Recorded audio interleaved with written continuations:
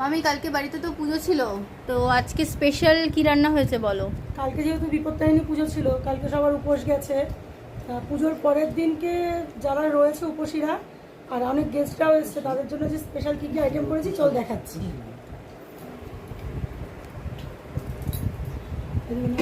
প্রথমেই দেখাচ্ছি এক হাঁড়ি গরম গরম ধোয়া ওঠা ভাত, সঙ্গে কলমি শাক ভাজা রসুন সম্বার দিয়ে।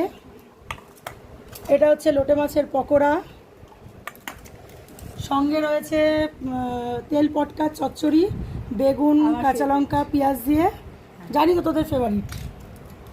আর এটা হচ্ছে সঙ্গে লোটে মাছ গন্ধরাজ লেবুর পাতায়, মানে গন্ধরাজ লোটে মাছ এটা। আর এটা হচ্ছে মাছের কালিয়া, দেখ শুধু ঝোলের কালারটা কি সুন্দর এসছে, মানে পুরো বিয়েবাড়ির স্টাইলে, বিয়েবাড়ির মতন রান্না করেছে এটা।